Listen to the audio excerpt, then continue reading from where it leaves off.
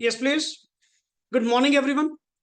So today is our first lecture, जो कि paper number 2 group 1 के अंदर corporate and other laws, that is 100 marks का complete paper आप लोगों के पास जो गिवन है, that will be by my side CA Dheeraj. आप लोगों को प्रॉपरली मैं सारा ये पूरा टॉपिक 1 to 1 वर्ड्स जितने भी आपके कंटेंट का पार्ट बनेंगे फ्रॉम द स्पेशल बुक जो आप लोगों को इशू की जाएगी फॉर द लॉ के लिए, जो नेशनल लेवल बुक हम लोग यूज करते हैं। And second is the module. The mainly आज की हमारी जो डिस्कशन है, सबसे पहले तो हम अल्टीमेटली आज पहले सिलेबस के बारे में जानेंगे कि ओवरऑल जितने भी टॉपिक्स आपके पास गिवन है या सब्जेक्ट का मीनिंग क्या है अपने आप में, कॉर्पोरेट एंड अदर लॉज में कौन कौन से अदर लॉज आपको यहाँ पे गिवन होंगे। तो मेरी पहली डिस्कशन यहाँ पे आज लिटिल बिट 10 मिनट हमारी अपने सिलेबस के रिगार्डिंग रहेगी। Then directly without any delay from the day one हम लोग तो अपना सिलेबस पार्ट ही क्या करते हैं, शुरू करते हैं। क्लियर? बट एक आसान सा टॉपिक, मैं जैसे अकाउंट्स में आपका सुन रहा था कि आपका बायबैक का टॉपिक क्या हुआ, स्टार्ट हुआ। सो ऐसे ही अब शेयर्स के रिलेटेड बात चली है, तो मैं भी कंपनीज में से वन ऑफ द एक इजी टॉपिक, आप लोगों ने सभी ने +2 लेवल तक नॉर्मली सुना होगा the word called as dividend. Clear? So dividend के ऊपर बड़ी अच्छी डिस्कशन हम लेने वाले हैं, बिकॉज अभी तक तो हमने जस्ट कल फ्रंट एंड जाना था कि dividend means a return on investment. एक पर्सन ने कंपनी की शेयर कैपिटल में जितना भी पैसा लगाया है, कंपनी उस कैपिटल के ऊपर जो रिटर्न पे आउट करती है out of the profits, that is basically called as dividend. But sir वो डिविडेंड देने का क्राइटेरिया क्या है, डिविडेंड के लिए कौन कौन से sections as per the Companies Act 2013 आपको कंप्लायंस करने पड़ेंगे। सो लॉट ऑफ डिस्कशन हम लोग अपने इस पार्ट के अंदर आज लेने वाले हैं। क्लियर? सो हमारा तकरीबन तकरीबन इस वीक का टारगेट है, इस वीक से भी पहले, that is 4 to 5 lecture approx, 4 to 5 lectures में ये पूरा चैप्टर आप लोग मेरे साथ क्या करेंगे, कंप्लीट करेंगे। क्लियर? बट सबसे पहले आप लोगों का welcome in the SD commerce career. आज हमारी पहली क्लास है ग्रुप 1 के अंदर। Clear? So basically lot of things नहीं मिलेंगी, लेवल बड़े नए मिलेंगे, क्योंकि बहुत सारे स्टूडेंट्स आप में से या तो आफ्टर +2 फाउंडेशन रूट के थ्रू एनरोल्ड हुए हैं, या मैक्सिमम स्ट्रेंथ आफ्टर बीकॉम वाली भी काफी हुई है डायरेक्ट एंट्री रूट के थ्रू। क्लियर? बट वही साहिल सर वाली बात की now at this stage we all are equal. यहाँ पे हमारे में अब कोई फर्क नहीं है कि ये आफ्टर +2 रूट हैं या आफ्टर बीकॉम रूट हैं। हमारे लिए आप सभी क्या हैं, एक इक्विवेलेंट पर्सन है, बिकॉज डे वन से फ्रॉम द स्क्रैच, बिल्कुल फ्रॉम द स्क्रैच हम लोग क्या करेंगे, टॉपिक स्टार्ट करेंगे विदाउट डीमिंग एनीथिंग कि आप लोगों ने पहले इसके बारे में जाना होगा, पहले इसके बारे में पढ़ा होगा। सर ठीक, जो पहले हुआ what ever, but now inter level का जो पार्ट है वो दोनों के लिए, बीकॉम पढ़े के लिए भी और आफ्टर +2 फाउंडेशन पढ़े के लिए भी क्या है, इक्विवेलेंट है, नया कंटेंट है, नई चीज बिल्कुल ही। क्लियर? सो यहाँ पे सबसे पहले एक फाइल के अकॉर्डिंग टू आपके पास यहाँ पे नंबर 1 पेज दिख रहा होगा, जो मैंने फाइल आप लोगों को दी है, that is the syllabus part. Clear? Syllabus में अगर मैं नेम यहाँ पे चेकआउट करूं तो आपके पास सब्जेक्ट के नाम में 2 वर्ड दिख रहे होंगे, one is called as corporate and second word is called as otherwise. हमारे सिलेबस में टोटल ना तो कंपनी लॉ है, ना तो टोटल अदर लॉज है, हमारे पास मिक्सअप सिलेबस है which contains approx 14 to 15 chapters. Clear? जो हमारे पूरे 100 मार्क्स को क्या करेंगे, डिवाइड करेंगे। सर द मेजर वेटेज, जिसको नाम से ही आपको दिख रहा होगा, दैट मीन्स कि सर हमारी यहाँ पे मेजर वेटेज ही किसकी है, that is company law, corporate law. क्या सर हमें सारा कंपनी लॉ पढ़ाया जाएगा? नहीं, कंपनी लॉ इतना बड़ा लॉ है, इतने वास्ट सेक्शंस कंटेन करता है कि सर इसको एक ही बार में एक ही स्टेज पे पढ़ना बहुत मुश्किल। However out of you people, ठीक है, जिन्होंने बीकॉम लेवल पे एक बार कॉर्पोरेट लॉ पढ़ा होगा, बट यहां आप देखेंगे कि पढ़ते टाइम नाउ वही चीज है जो आपने पहले भी सुनी होगी जस्ट, या देखी भी होगी, बट अब एक वाइडर लेवल पे अपनी बात जाएगी। From the case study point से बात जाएगी। एंड आई थिंक सो, मैं लास्ट अभी फाउंडेशन वालों को भी पढ़ा रहा था, फाउंडेशन वालों को पॉइंट आया कि sir why there is need for the study of law in the CA curriculum.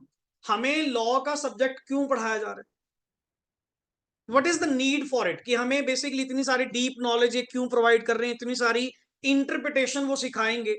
एक एक वर्ड मैं आप लोगों के साथ 1 to 1 एक एक वर्ड यहीं पे बैठकर रीड करेंगे और उसकी इंटरप्रिटेशन प्रोवाइड करूंगा, नॉट ट्रांसलेशन।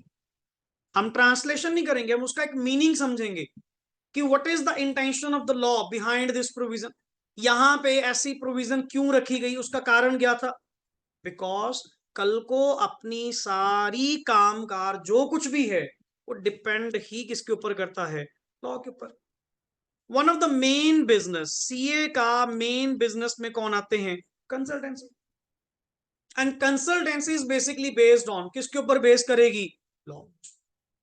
हाँ बट सर मेरे पास वो सारे तरह के लॉ नहीं है जो एक नॉर्मल एडवोकेसी में पढ़ाए जाते, उनको तो सिविल लॉ, क्रिमिनल लॉ, अलग अलग तरह के कितने सारे कानून पढ़ाए जाते हैं, क्या हमारा काम वो है, no. Somewhat my position is similar to just only and only business. तो मेरे सिलेबस का नॉर्मली पार्ट कौन बनते हैं सर, आपके business laws. And business law में नंबर 1 लॉ पे कौन आता है, आपका इंडियन कॉन्ट्रैक्ट एक्ट 1870, जो कि इंटर के सिलेबस में से as per the May 24 scheme के अकॉर्डिंग हटा दिया गया। बट आप में से काफी या तो बीकॉम लेवल पे उसको पढ़ चुके होंगे या फाउंडेशन लेवल पे तो कंप्लीट आपने पढ़ा ही कौन सा है, that is contract. One of the main business law जिनके कारण नेक्स्ट आगे तुम्हारी ये सारी टर्मिनोलॉजीज क्या करती हैं, डिपेंड करती हैं। बट हमने डे बाय डे नेक्स्ट आगे जो प्रैक्टिस अपनी फाइंड आउट की कि आफ्टर बिकमिंग अ सीए, जो भी पर्सन एक सीए क्वालिफाई करता है, कल को बड़ी बड़ी मल्टीनेशनल कंपनीज को आप लोगों को क्या करना है, होल्ड करना है। उन मल्टीनेशनल कंपनीज की अकाउंटिंग आप लोगों ने करनी है सर, उनकी auditing service, one of the main services auditing service, जिसके कारण सीए को क्या किया जाएगा, अपॉइंट किया जाएगा। And that work is purely based on one subject that is called as law. And आप अगर मान लीजिए कहते हैं कि आफ्टर बिकमिंग अ सीए मैं टैक्स में प्रैक्टिस करूंगा, तो टैक्स भी तो क्या है, इनकम टैक्स लॉ। जीएसटी में प्रैक्टिस करेंगे तो जीएसटी एक्ट भी क्या है, लॉ। सो अपनी सारी दुकानदारी जो कुछ भी है, कल को अपनी वर्किंग जो है, इन सिंपल वर्ड्स, वो सारी वर्किंग डिपेंड ही किस पे करती है, लॉ पे। सर अगर हम लोगों को इतनी डीप स्टडी इन चीजों की करवा रहे हैं regarding the companies matters, regarding the tax matters, regarding the various audit matters, ये आम लोगों के समझ में नहीं आते, तभी तो वो किसके पास आते हैं, सीए के पास आते। अगर इनकम टैक्स बजट में इस बार क्या बनाया गया, लॉन्ग टर्म टैक्सेशन का इन्होंने क्या करा, इंडेक्सेशन देंगे या नहीं देंगे, ये टैक्स स्लैब कैसे बनाई गई है, अगर नॉर्मल जनता को इतनी जल्दी समझ आने लग जाए, देन सर नेक्स्ट आके सीए बनने की नीड क्या, बिकॉज उन लोगों के पास वो रिक्वायर्ड नॉलेज नहीं, उनको कुछ नहीं पता अल्टीमेटली, वो तो जस्ट ये कहते हैं सीए साहब आप देखो, जैसा आप गाइड करोगे, जो आप समझाओगे, आपको ठीक लगता है, इतना टैक्स भरना है, भर देते।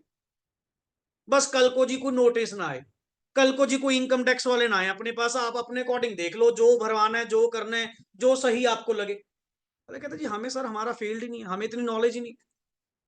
And that knowledge is given to only one professional, that is the ICAI के द्वारा, जो आप लोग मेंबरशिप क्या करते हैं, एक्वायर करते हैं। That is the value, that is the value of this subject. इसी के बेसिस पे तो मेरी कंसल्टेंसी, मेरी ओपिनियन सारी क्या करेंगी, डिपेंड करेंगी। अब लॉट ऑफ केसेस में मॉर्निंग से लेके इवनिंग तक जो क्लाइंट्स की कॉल आती हैं, वो क्लाइंट्स की कॉल क्या चीज के लिए आती हैं, कंसल्टेंसी, कि अपनी कंपनी सर ये करना चाहती है, क्या कर सकती है। मैं कहूँ wait a minute, as per section देखा, वहां पे प्रोविजन क्या लिखी हुई है, कि वो एक्चुअली मीनिंग क्या कह रही है, वो इंटरप्रेट करते हुए, नहीं जी as per section this is not allowed. अच्छा ठीक है जी, फिर नहीं करेंगे। और अगर आप करेंगे तो आपके ऊपर पेनल्टी लगेगी, इंटरेस्ट में तो आपको पैसा वापस करना पड़ेगा। नहीं नहीं सर, आप इस झंझट में पड़ेंगे, आपने कह दिया बस ठीक। क्योंकि उनका पढ़ना लॉ को एक अलग चीज है, हमारा लॉ को पढ़ना एक अलग चीज है। इसीलिए इतनी डीप एनालिसिस, इतना डीप नॉलेज आपको यहाँ पे क्या की जाती है, प्रोवाइड की जाती है। The various case studies based, illustration based ये टॉपिक आपका बनाया गया है। सब्जेक्ट बहुत इंटरेस्टिंग, बहुत मजेदार। लिटरली एक लेवल तक जाकर जब मेरा मेजर कंटेंट आप लोग क्या कर लेंगे, कवर कर लेंगे, आप खुद इसमें स्ट्रेंथ फील करोगे। वाकई में सर लॉ में मजा लगती है कि हाँ, एक फीलिंग आती है कि सीए लेवल की स्टडी है, कि जिसको कहते हैं कि वाकई में कंपनीज में क्या मैटर होते हैं, एलएलपी के क्या मैटर्स है, या as per the new syllabus के अकॉर्डिंग। अब जैसे हम बात कर रहे थे, वन ऑफ द मेन तो आप डिस्कस कर ही चुके हैं सर। वन इज वर्ड पढ़ी के मेन क्या है, company law. But company law भी कंप्लीट लॉ नहीं, कंपनी लॉ का भी आप ये मान के चलिए हाफ पार्ट। पूरे कंपनीज एक्ट को सीए जर्नी ने पूरे कंपनीज एक्ट को 3 पार्ट्स में डिवाइड करो। 3 भी क्या, वन इज द बिल्कुल बेसिक, जो फाउंडेशन लेवल पे आप लोगों ने पढ़ा होगा, वेरी बेसिक, जस्ट इंट्रोडक्शन जिसको कहते हैं कि हाँ कंपनी के वो इतना तो आई think so plus 1 plus 2 level पे मेमोरेंडम क्या है, आर्टिकल्स क्या है, हाँ कुछ doctrines of indoor management, doctrine of constructive notice, doctrine of ultra vires. फायदा ये है, नथिंग गोज वेस्ट, जो आपने फाउंडेशन पे पढ़ा वो सारा रिपीट होगा, यहां भी आएगा। चैप्टर 1 चैप्टर 2 तेरा इसी पे। सो जितने भी डायरेक्ट एंट्री रूट वाले हैं, कोई घबराने का पॉइंट नहीं है, आपके लिए वो सारी चीज दोबारा आएगी, बिकॉज अदरवाइज मैंने आज स्टार्ट वही करना था। मैं कहा क्या यार, पुरानी बातें वही पढ़ते रहेंगे, अल्ट्रा वायर्स क्या है या कॉर्पोरेट पर्सनैलिटी क्या है, इतना तो बीकॉम लेवल पे पढ़ पढ़ के थक गए होंगे। एक नई चीज शुरू करते हैं कि जिसमें से समझे तो सही है क्या कंटेंट, किस तरह की स्टडी यहाँ पे कंटेन्ड है। बट एवरीथिंग एवरीथिंग जो भी आपने अभी तक पढ़ा हुआ है, नथिंग गोज वेस्ट, 1 to 1 सारी चीज यहाँ पे क्या होगी, आप लोगों की रिपीट होगी। क्लियर। सो बेसिकली मैं जो बात कर रहा था यहाँ पे कि सर 3 पार्ट्स में जो डिवाइड किया गया, one is basic level foundation, then half level companies act का प्योर हाफ कर दीजिए, दैट इज आप लोगों का inter level. And inter level पे along with LLP, along with LLP. अब आप कहेंगे सर ये एलएलपी वही, बिल्कुल जो फाउंडेशन लेवल पे पढ़ा, प्लस थोड़ा एक्सटेंडेड पार्ट, थोड़ा वाइडर पार्ट जो आपने फाउंडेशन लेवल पे नहीं भी करा होगा या पहले नहीं सुना होगा, that is contained in the inter part. But totality paper check करना, इन दो में से कितना आएगा आपका, 70%। 70% ऑफ द पेपर आपका प्योरली इन टॉपिक्स में से क्या होगा, कवर अप होगा। तभी नाम से आपको क्लियर हो रहा होगा why it is written first corporate, because है तो मेन सिलेबस में कौन है तेरा, कंपनी लॉ ही है। अदर लॉज में कौन जाते हैं तेरे 30 नंबर में, द वेरियस छोटे छोटे एक्ट अपने और सिलेबस में डाले हुए हैं, जिनमें से सर एक आता है जी आपका GC act, that is the journal clauses act. Number 2 is interpretation of, क्या लिखा हुआ है, स्टैट्यूट्स मींस एक्ट, लॉ, कानून जो बनाए जाते हैं।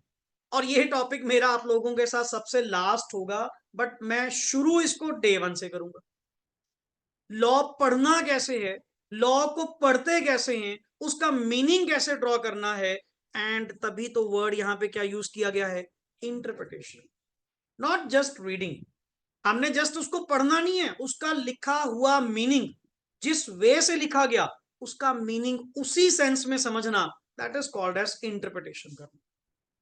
और अपने लोगों का सीए का काम ही यही है, पर्टिकुलरली सर प्रोविजन पढ़ी, वहां पे ऐसी प्रोविजन क्यों बनाई गई होगी, सरकार की इसके पीछे इंटेंशन क्या होगी, कारण उसका क्या है, ये सारी चीजें जानना, that is called as interpretation. कि मैं सिर्फ पढ़ नहीं रहा, सिर्फ मैं इसकी क्या कर रहा हूं, इंटरप्रिटेशन कर रहा हूं।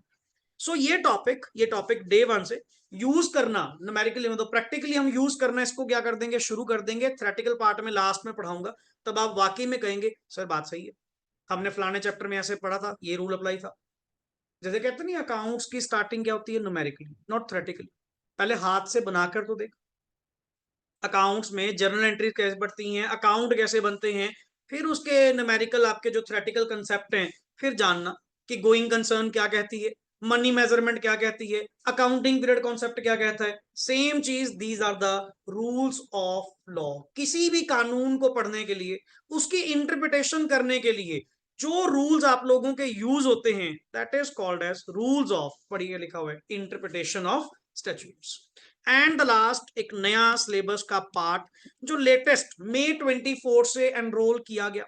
एंड डे बाय डे आप भी देखते हैं कि सर आजकल मल्टीनेशनल कंपनीज इंडियन मार्केट में कितना ज्यादा क्या कर चुकी हैं, कैप्चरिंग कर चुकी हैं, इंपोर्ट एक्सपोर्ट का बिजनेस कितना ज्यादा इंक्रीज हो चुका है, एंड द वर्ड जिसको कहते हैं फॉरेन रेमिटेंस, पैसों का लेन देन with the rest of the world, अगर इकोनॉमिक्स पॉइंट से बात करें सर, आपकी डोमेस्टिक इकोनॉमी का with the rest of the world लेन देन काफी क्या हो चुका है, इंक्रीज हो चुका है। चाहे वो बोरोइंग लैंडिंग है, चाहे वो कैपिटल इनफ्लो आउटफ्लो है, या कोई इनकम एक्सपेंडिचर आउटफ्लो या इनफ्लो है, सर ये जितना ज्यादा लेन देन बढ़ेगा, आरबीआई उतना बैकएंड से फॉरेक्स को मेंटेन करने की क्या करेगा, कोशिश करेगा। अब ये थोड़ी कोई भी पैसा किसी भी कंट्री से इंडिया में आया और यहाँ के आरबीआई को पता भी नहीं। दैट इज द बैकएंड पे जो एक्ट बनाया गया कि सर इंडिया में पैसा लाओ, इंडिया से पैसा जाए, कोई मनाही नहीं है, ट्रांजेक्शन करिए, बट हमारी सुपरविजन के अंदर, हमारी दी गई सेक्शंस के अंदर, हमारे दिए गए स्केड्यूल्स के अंदर जो लिमिट्स अलाउड हैं सिर्फ होती। ये नहीं है कि सारा का सारा पैसा आपने आउटसाइड इंडिया भेज दिया, फिर तो उल्टा अपनी इंडियन इकोनॉमी खाली करने वाला पॉइंट है और दूसरी कंट्रीज को बिजनेस देने वाला पॉइंट है। क्लियर? तो इसीलिए बैकएंड पे आरबीआई अपनी करेंसी की जो मैनेजमेंट कर रहा है, that is called as foreign exchange, word is management act. कभी कभी पहले अगर कभी सुना हो, पहले ये वर्ड हुआ करता था फेरा, that is foreign exchange regulation act. And जब से ये न्यू इकोनॉमिक पॉलिसी आपकी लॉन्च हुई, क्लियर, जिसमें एलपीजी वर्ड 1991, ये सारा बैकग्राउंड आएगा, ये सारा बैकग्राउंड यूज करवाएगा। 1 to 1 जब चलेंगे वाकई में लगेगा कि सर स्टडी है। इंटर इज इंटर कि फाउंडेशन लेवल या नॉर्मल बीकॉम लेवल तो अलग चीज थी, वाकई में अब ये होल्ड करने वाले कॉन्सेप्ट्स हैं जिनके बेसिस पे केस स्टडी बेस्ड आपको क्वेश्चन आते हैं। केस स्टडी सर कुछ नहीं होती, जस्ट एक सिनारियो। अब तुम्हारे सामने नॉर्मली मैं कई एग्जाम्पल तुमसे पूछूंगा, वही कल को केस बन के आएंगे, एंड आप खुद अपनी जजमेंट पास करेंगे कि नहीं सर ऐसा नहीं होना चाहिए, क्योंकि सेक्शन में तो वो चीज लिखी हुई है, प्रोविजन में तो वो चीज लिखी हुई है, एंड अकॉर्डिंग टू दैट अगर कंपनीज ने ऐसा काम करा या कोई भी पर्सन ने ये रेमिटेंस करी है, दैट इज व्हाट सर ये गलत चीज है। यही डिसीजन मेकिंग आपको आपका सब्जेक्ट लॉ सिखाएगा, that will contain complete 100 marks, but this 100 marks will be divided into according to the paper pattern, not as per the syllabus. Syllabus के according तो क्लियर कर ही चुका, सिलेबस के अकॉर्डिंग तो क्या बना, 70-30। 70 में कौन गया, कंपनी लॉ और एलएलपी, और 30 मार्क्स में तेरे कौन आए, ये। और इसको और कह ले सर ये सारे एलएलपी और छोटे मोटे जितने भी लॉज हैं ये 40 नंबर में, 60 नंबर में कौन आता है आपका, प्योरली कंपनी। क्लियर? बट मैं पेपर पैटर्न वाइज बात कर रहा हूं सर, 70% पार्ट आपको पेपर में कौन सा आएगा, descriptive, and 30% part her paper में ही आपको पता होगा क्या आने लग गए sir, MCQs, that is objective type. And one of the best चीज है इस एमसीक्यू पार्ट का यहां पे होना, बिकॉज उसका कारण बताता हूं सर। 30 नंबर का पेपर लिखना और 30 नंबर का पेपर टिक करना, बहुत फर्क है, बहुत फर्क है। एंड ज्यादा स्टीकनेस किसके अंदर है, एमसीक्यू। यही 30 नंबर का पेपर अगर लिखने को आ जाए सर, वही 30 में से स्टूडेंट 15 से 18, मतलब 50% हम जो नॉर्मल काउंट करते हैं कि अगर 30 नंबर का पेपर लिखा एज पर द वोकेबुलरी जितनी हम यूज करते हैं, जैसी राइटिंग स्किल्स हम लोग रखते हैं, आने को बढ़िया भी आते हैं, बट स्टिल एक बेसिक एजम्पशन कि 50% के अकॉर्डिंग 30 में से 15 नंबर तो अगला ले लेता है, बट सर 15 तो गए। और जब से एमसीक्यू पार्ट पेपर में आया, एमसीक्यू पार्ट का ये फायदा हुआ उल्टा कि सर 30 में से बच्चा बड़े आराम से 24-25 तक क्या कर रहा है, हाथ लगा रहा है। मतलब 50% से डायरेक्टली रेशो कितने पे चली गई, 80%। ये सबसे बड़ा बेनिफिट हुआ। और आप बिलीव करना सर, लॉ में जो हर बार क्या आती हैं, एग्जम्पशंस, एग्जम्पशन समझते हो, दैट इज 60+।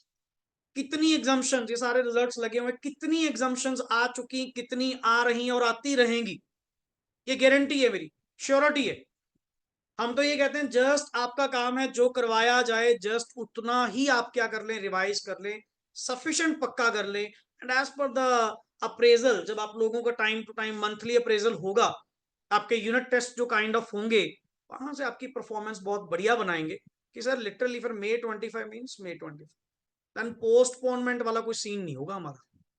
पर टारगेट लेकर बैठे हैं ना डे 1, तो डे लास्ट भी मेरी एफिशिएंसी जो आज है वही लास्ट तक पैशन मेरा क्या रहेगा, सेम रहेगा। हाँ उसके बाद फ्री, जो मर्जी करिए, जैसा मर्जी करिए, but sir this time period committed means committed, बैठे हैं तो बैठे हैं।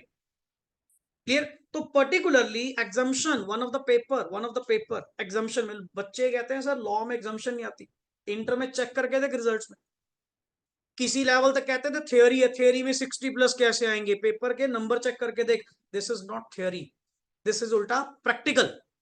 क्योंकि यहां पे क्या है, सेक्शन लिखे हुए हैं, सेक्शन में प्रोविजन गिवन है, आपको जस्ट उस प्रोविजन के अकॉर्डिंग टू क्या बताना है, आंसर बताना है कि वेदर द कंपनी जो करा वो सही करा या गलत करा। उल्टा सर ये थ्योरेटिकल नहीं है, टॉपिक ही कौन सा है, प्रैक्टिकल। तेरे गिनती के 15 में से सिर्फ तेरे 2 या 3 चैप्टर ऐसे होंगे जिन पे थोड़ा थ्योरेटिकल बेस काम करेगा, बाकी सारा कंटेंट तेरा कौन सा है, प्रैक्टिकल।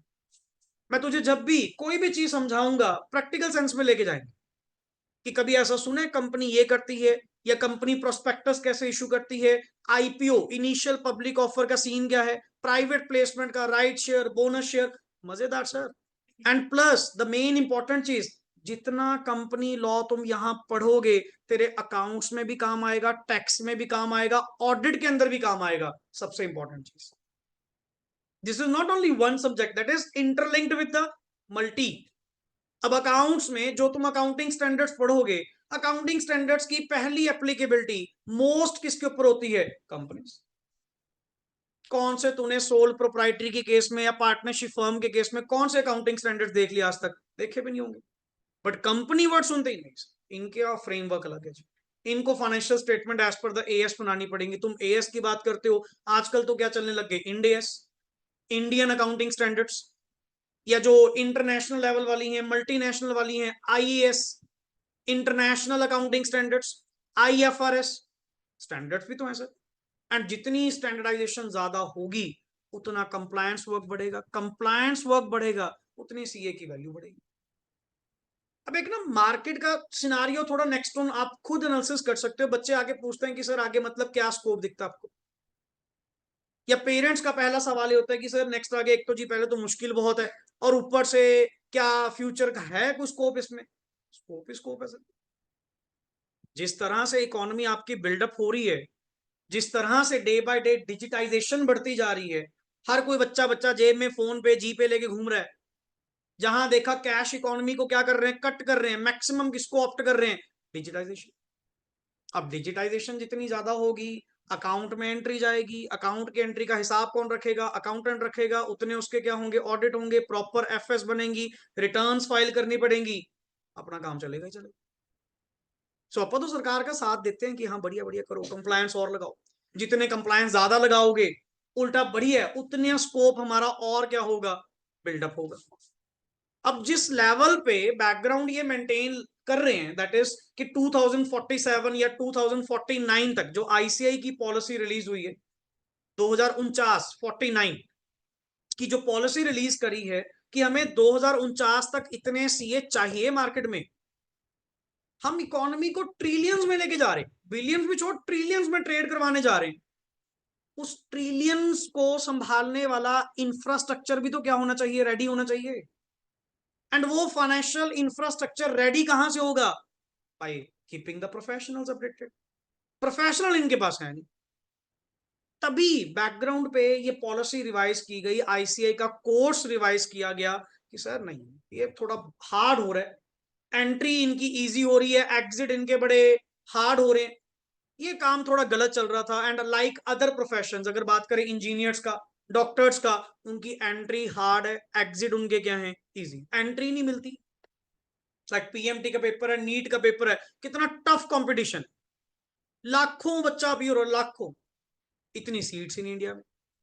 सेम सिनारियो इन्होंने भी देखा कि हमारा जो स्टूडेंट है, हमारा जो बच्चा है, वो फाउंडेशन क्रैक कर रहा है, इंटर भी कर रहा है बड़े आराम से, चलो ठीक है, किसी ने बोथ दिया, किसी ने सिंगल सिंगल करके दिया, एक आधी ब्रेक लगा के दिया, बट इंटर भी क्रैक कर रहा है। जाके फर्स्ट कहां पे रहा है, फाइनल्स में। फाइनल्स में ऐसे एग्जिट लगे हुए हैं कि अल्टीमेटली वो किसी को जाने नहीं दे रही। फिर इन्होंने सारी पॉलिसी क्या करी, रीड्राफ्ट करी कि sir as per the economy, जो जिस तरह के आप विजन लेकर बैठे हैं इंडिया का कि टॉप 3 के अंदर इसको लेकर आना है, क्लियर, तो फिर आपको बैकग्राउंड से फाइनेंशियल इंफ्रास्ट्रक्चर तो क्या करना पड़ेगा, रेडी करना पड़ेगा। दैट इज वाई कोर्स पूरा क्या किया गया, रीडिफाइन। बहुत बड़ा चेंज है, खुशकिस्मत हो, बहुत बड़ा चेंज। अगर मैं प्रीवियस बैकग्राउंड की बात करूं, जब 8-8 पेपर थे, उल्टा एंट्री तो हर कोई ले लेता, एग्जिट में बड़ी मुश्किल आती थी। अब तो बड़ा कंफर्टली सर 3-3 पेपर दो, तीन क्या, चलो बच्चों की कैपेसिटी इतनी बड़ी है इन दिनों आजकल, 6 के 6 पेपर पहली बार में यार, नॉर्मल अपने जैसे लोग, नॉर्मल परिवारों के लोग। या तो कहते कि बहुत बड़े स्कॉलर्स हैं, बहुत ज्यादा दिन रात पढ़ते हैं, नहीं, जस्ट गाइडेंस। मानने की बात है सर, मानना है जिन्होंने प्रॉपरली फेथ करा है ना, सबसे इंपॉर्टेंट चीज, हैव फेथ। अगर एक लड़ लगे हैं ना, बस लगे, समझे ना पॉइंट। तो ये चीजें बड़ी काउंट करती हैं, बड़े इजीली यार। 6-6 पेपर उन्होंने, मतलब 300-300 प्लस में पहली बार में बोथ ग्रुप पास करना, हमारे लिए तो आज भी बहुत बड़ी अचीवमेंट है कि फर्स्ट टाइमर पहली बार में बंदे ने inter half CA clear. And और है, जिस बच्चे का कॉन्फिडेंस यहां अच्छा बन गया ना, कि अपन ने इंटर वन टाइम में क्रैक करी है, मतलब फाइनल्स की सिंगल की बात ही नहीं करते। वो कहते हैं सर इंटर भी बहुत दिए तो फाइनल्स भी बहुत ही देंगे, हम उल्टा घबरा जाते हैं। मैं कहा देख के पंगा लियो, फाइनल्स आओ। नहीं नहीं सर कोई दिक्कत नहीं है, वो भी तो कर ली थी। बट अच्छी चीज है, वो कॉन्फिडेंस उनको कहां से बना, एट द इनिशियल स्टेज। अगर इनिशियल स्टेज बढ़िया निकले, नेक्स्ट पूरी जर्नी आपको आपकी दिखती है कि हाँ सर लास्ट मेरा टाइम वो होगा जिस दिन डिग्री मुझे मिलेगी। बड़ी अच्छी चीज करी, सारा रीडिफाइन करते हुए, बड़ा ऑर्गेनाइज करा है। मैं ये नहीं कहूंगा कम करा है, ऑर्गेनाइज करा। सीए ने पूरा मतलब कोर्स जो अपना नेक्स्ट आ गया, वो बड़ा बेसिक वे से ड्राफ्ट करा, अच्छे वे से ड्राफ्ट करा। हाँ कुछ प्लस माइनस तो हर जगह होते ही होते हैं, बट करिकुलम जो बनाया गया काफी ठीक बनाया गया है। कि कहाँ 4 पेपर सुनना, कहाँ 3, मन को हौसला यहीं से बहुत है कि एक तो वैसे ही कम हो गया, और 3 में से भी आगे। सबसे बड़ी मेन चीज ये ना, इंटरनेशनल बॉडीज के साथ थोड़ा क्या कर रहे हैं, मैच कर रहे हैं। कैसे? मोस्टली आपने जो फॉरेन की डिग्रीज देखी होंगी, जैसे एसीसीए या कोई सीमा या सीपीए, द वेरियस डिग्रीज जो आजकल चल रही, और तुम कभी भी चेक कर लेना, उन डिग्रीज में इंडिया का जितना बच्चा जा रहा है, जितना बच्चा इंडिया में उन उन डिग्रीज में जा रहा है, वो मोस्टली कौन है, सीए वाले, सीए फाइनल्स वाले। कभी सर्च कर लेना, कोई नियर बाय आपका कोई कर रहा हो, कोई, मोस्टली जो पर्सन सीए करना नहीं चाहता या सीए में जो स्टक था ना, वो सारा बच्चा कन्वर्ट किस में हो गया, फॉरेन डिग्रीज में। कारण उनकी पास आउट रेशियो बहुत है, उनका पेपर जो है वो नॉर्मली, वो केस बेस्ड, उनका तो एक ही केस आता है 50 नंबर का अल्टीमेटली, या कुछ एमसीक्यू बेस्ड वाला मैक्सिमम पैटर्न फॉरेन डिग्रीज का। एमसीक्यू बेस्ड पेपर बहुत हो गया, तभी आईसीआई ने भी क्या करा, अपने हर पेपर के अंदर 30 नंबर का क्या डाल दिया, एमसीक्यू का। एक सिंपल सी बात सोच, 75 ईयर्स हो चुके अपनी इस बॉडी को, institute of chartered accountants of India, setup by an act of parliament 1949। इसने भी तो अपना फ्यूचर देखना है। अकेला हम थोड़ी अपना फ्यूचर दाव पे लगा के बैठे हैं, इनको भी पता है कि ऑल ओवर इंडिया क्या गोइंग ऑन। कि कोई भी पर्सन जब 75 साल में अपने इंस्टीट्यूट पे उंगली नहीं उठा पाया, फ्यूचर में मतलब क्या चाहिए, कौन सी बॉडीज क्या चीज प्रोवाइड कर रही हैं, हम अपने कोर्स में कर देंगे। बट हमारा Indian CA always compatible with the क्या रहेगा, वर्ल्ड। कि आप अपने आप को एक्सल कहीं करो, वर्ल्ड लेवल पे करो, but you will be able, हमारी ओर से कमी नहीं होगी। और इसीलिए आज भी इंडियन सीए की बहुत बहुत ज्यादा वैल्यू है ऑल ओवर द वर्ल्ड। आप ये मानो कि अदर इंस्टीट्यूट्स भी हैं, अदर आपके फॉरेन कंट्रीज में भी ये सारे मतलब चार्टर्ड अकाउंटेंट्स बनाए जाते हैं, वो आज भी पहली प्रायोरिटी इंप्लॉयमेंट के टाइम, हायरिंग के टाइम किसको देते हैं, इंडियन सीए। उसका कारण मेहनती बहुत है। आईसीएन इनसे इतनी मेहनत करवा ली कि अल्टीमेटली ये आगे अब टलेंगे नहीं। एंड अपना एज पर इंडियंस का सिस्टम भी कुछ अलग ही, आप काम पे पहले ध्यान देते हैं, बाद में मौज मस्ती। फॉरनर्स का उल्टा है। इसीलिए वो आज भी प्रायोरिटी पहली किसको देते हैं, इंडियंस को देते हैं कि सर आपको हायर करेंगे।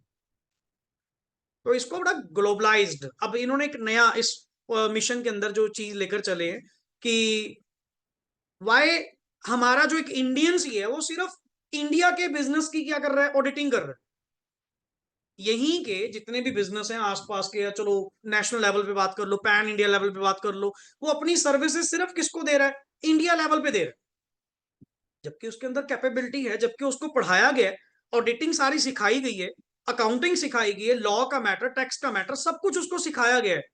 तो वो why don't he is doing practice at the global level, multinational होकर वो क्यों नहीं काम कर रहे? ये इस चीज पे बड़ा अपना काम कर रहे।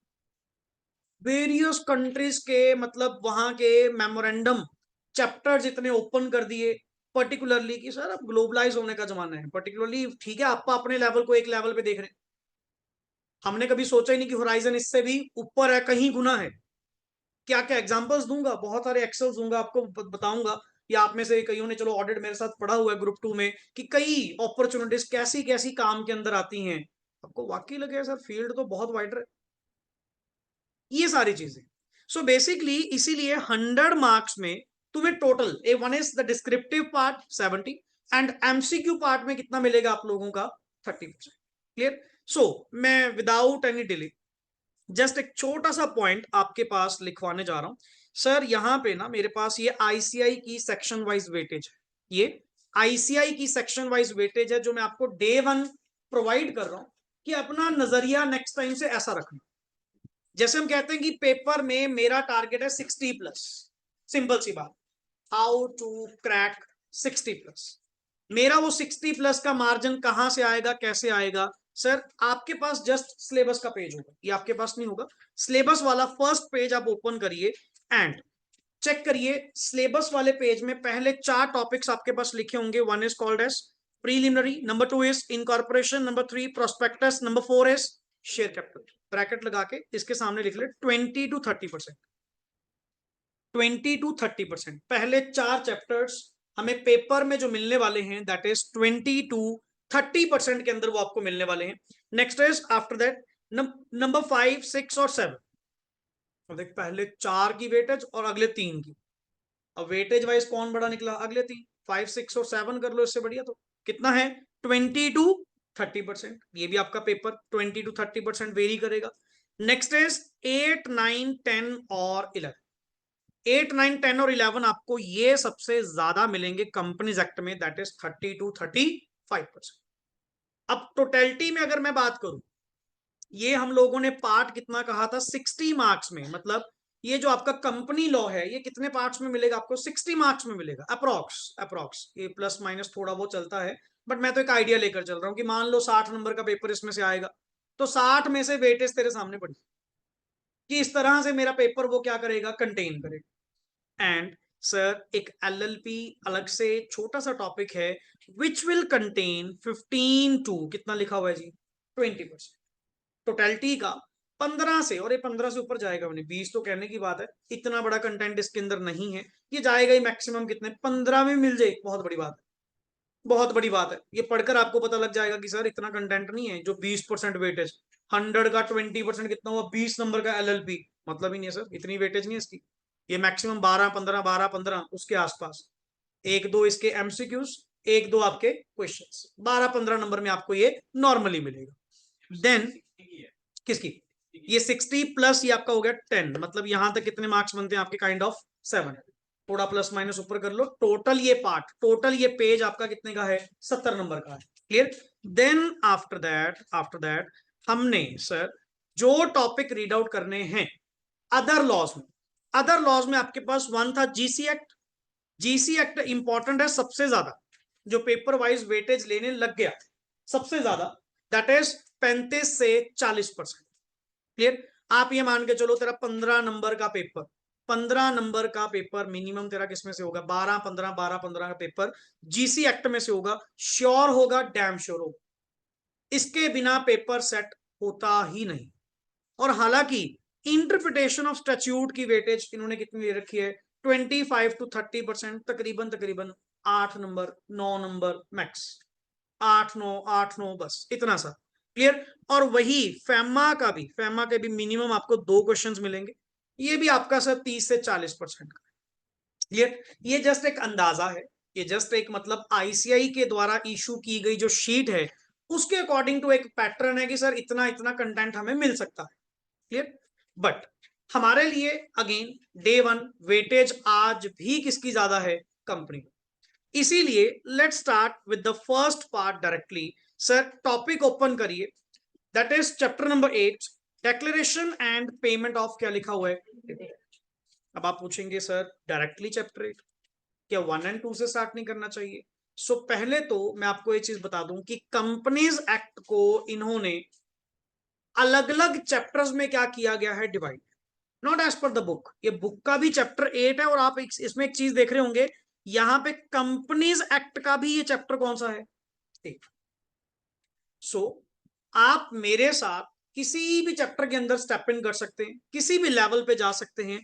उल्टा ये टॉपिक आज शुरू करते हुए या रैंडमली बीच में से शुरू करते हुए मैं अपना काम बढ़ा रहा हूं, आपका काम कम कर। वो कैसे? यहां पे तुम्हारे लिए अब सारे वर्ड्स क्या है, नए, एंड उतनी ज्यादा एक्सप्लेनेशन, उतना सारा कंटेंट मुझे क्या करना पड़ेगा, बताना पड़ेगा, आपको समझाना पड़ेगा।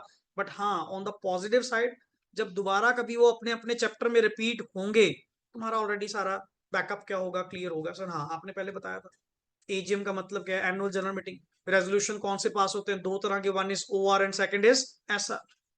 सो मैं हमेशा ही अपना कोई भी ऑड वन पिकआउट करा कि उसमें से टॉपिक लिया, चल आप ये डिस्कस करते, क्योंकि ये भी पूरे कंपनीज एक्ट का भी चैप्टर कौन सा है, 8। एंड पूरे कंपनीज एक्ट में डिविडेंड वर्ड को लेकर अगर कहीं लॉ दिया होगा, कहीं सर्च करने की जरूरत नहीं है। There is only one chapter, that is chapter number 8।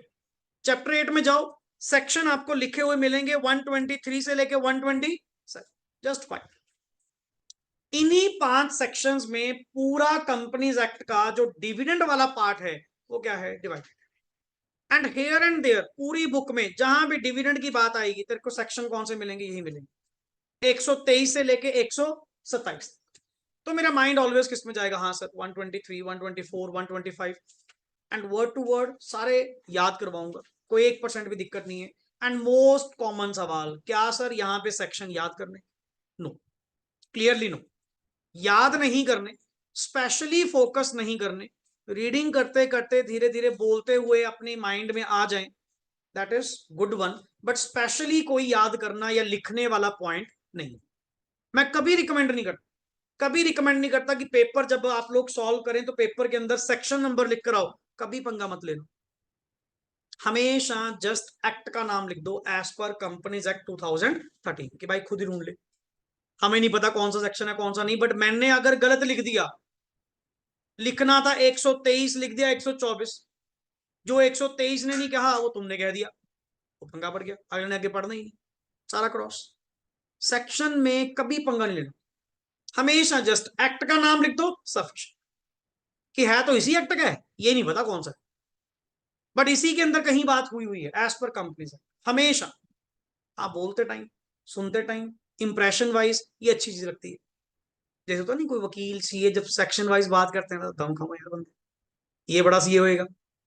And जो नॉर्मली नॉर्मल बात कर रहा हो impression wise, that is a good thing, कि हाँ सेक्शन वाइज बात करना, कि सर हाँ 124 में लिखा हुआ है जी, 127 सेक्शन में लिखा हुआ है कि उसकी पेमेंट अगर आपने ना करी 30 डेज के अंदर, सेक्शन इंप्रेशन पढ़ते हैं वो ठीक है, बट लिखते टाइम कभी भी पंगा नहीं।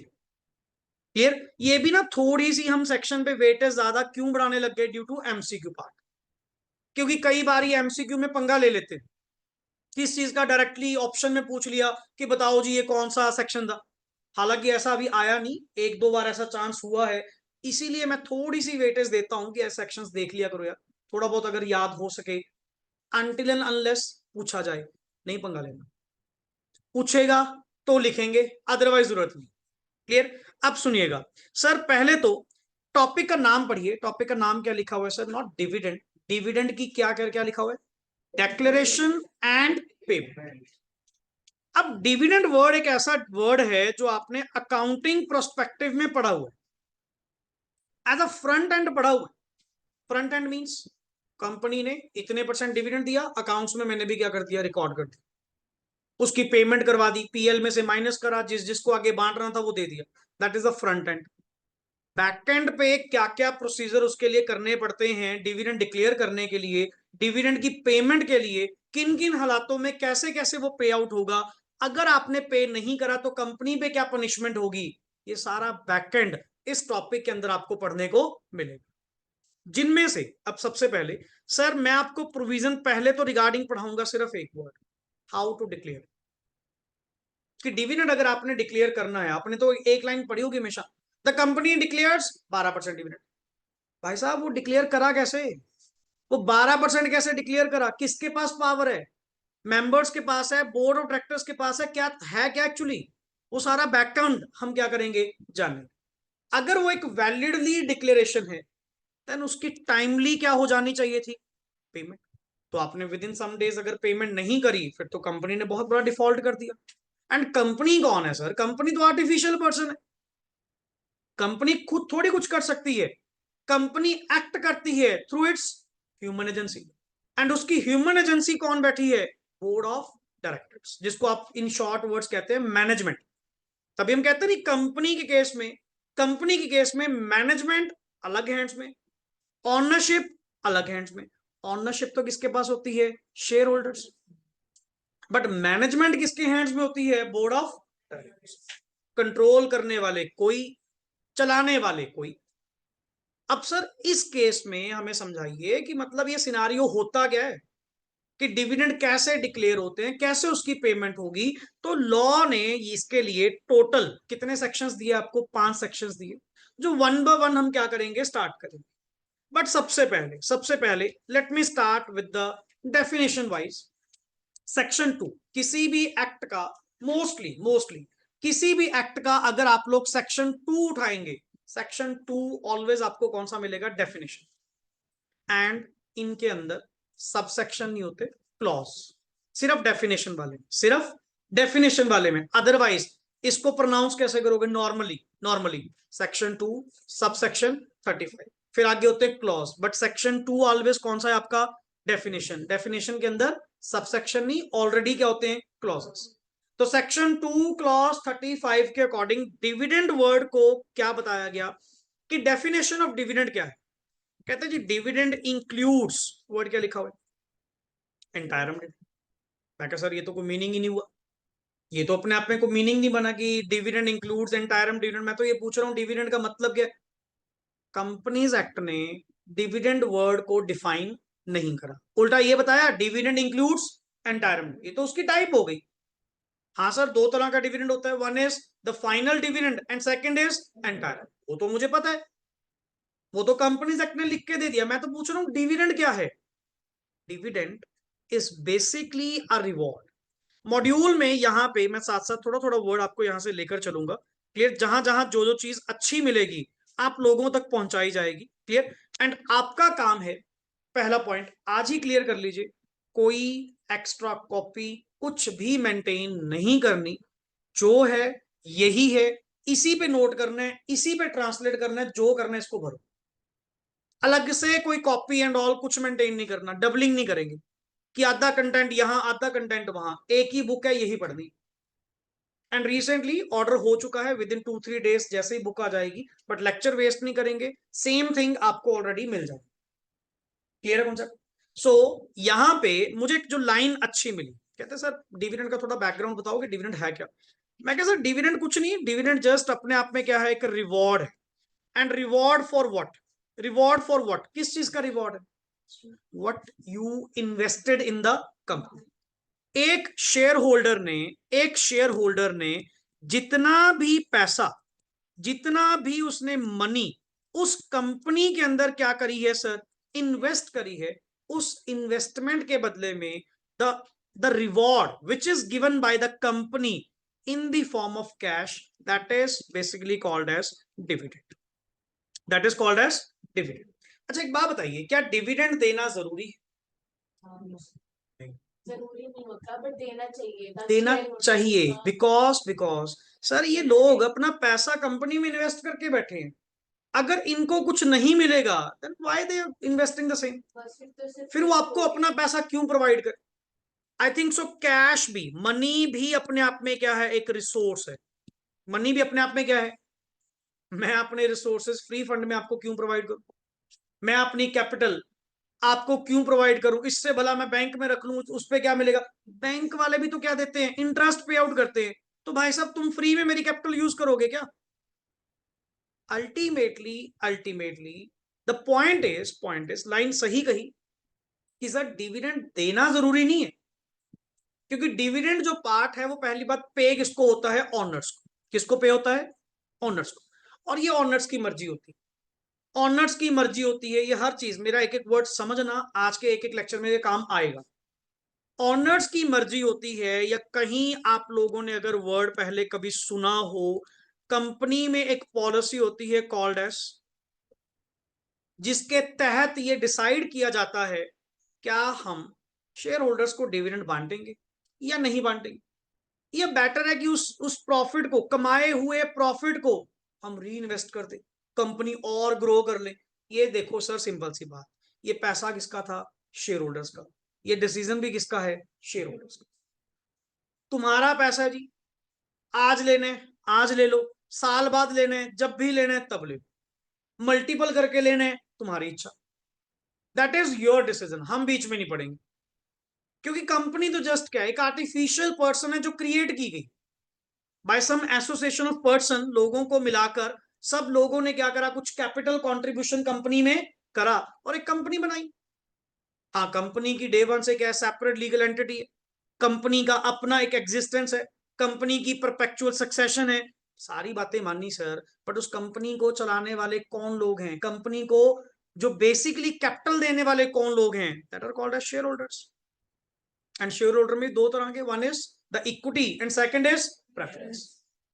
सो ये इनका डिसीजन है सर, लेना हो तो ले लेंगे, आज लेना है कल लेना है जब मर्जी लेना है। बट सर, हमने ज्यादातर जो मार्केट को समझा है ना, अगर आप डिविडेंड देते रहते हो, अगर आप मार्केट में डिविडेंड पे आउट करते रहते हैं ना, तो आपकी कंपनी की स्टेबिलिटी, आपकी कंपनी का मार्केट कैप, आपकी कंपनी की रेपुटेशन बनी रहती है। लोग आपसे क्या रहेंगे, अट्रैक्टेड रहेंगे, इंड्यूस्ड रहेंगे, फलानी कंपनी में शेयर ले ले, बढ़िया डिविडेंड पे करते। मतलब एक तरह का काइंड ऑफ लालच लोगों में रहेगा, और नेचुरली सर किसी ना किसी वजह से ही अगला तेरे में इन्वेस्ट करेगा। Why the investment word is called as investment? Why आपा इन्वेस्टमेंट वर्ड क्यों यूज करते हैं? उसको एक्सपेंडिचर नहीं कहते, है तो जबकि खर्चा, कहीं आपने पैसा लगाया है तो वो खर्चा। बट द थिंग इज, मैंने उसको एक्सपेंडिचर नहीं कहा, मैंने वर्ड उसको क्या कहा? Investment. Why? Because it will generate income for me, मेरे लिए वो इनकम लेकर आएगी, दैट इज वाई मैंने क्या वर्ड यूज करा उसको? इन्वेस्टमेंट। नहीं तो मैं ना वर्ड यूज कर देता कि एक्सपेंडिचर हो गया जी, खर्चा हो गया। ये जितने लोग हैं तुम्हारे पास क्यों आ रहे हैं, उसका कारण क्या है? कारण ये है कि जितना भी पैसा कल को ये कंपनी कमाएगी, वो कंपनी वो पैसा नेक्स्ट आगे क्या करेगी? डिविडेंड के तौर पे लोगों को बांटेगी। सब लोग अपना अपना हिस्सा लेके चले गए, और जिसके कारण कंपनी चल रही है हमें कुछ मिला नहीं। लैंडर्स थे, इंटरेस्ट लेके चले गए, मेरे से पहले पीएल का इंटरेस्ट कब का क्लेम करा हुआ? 2 इंटरेस्ट। गवर्नमेंट थी, अपना टैक्स लेके चली गई। लास्ट में यार हमें भी तो कुछ दो।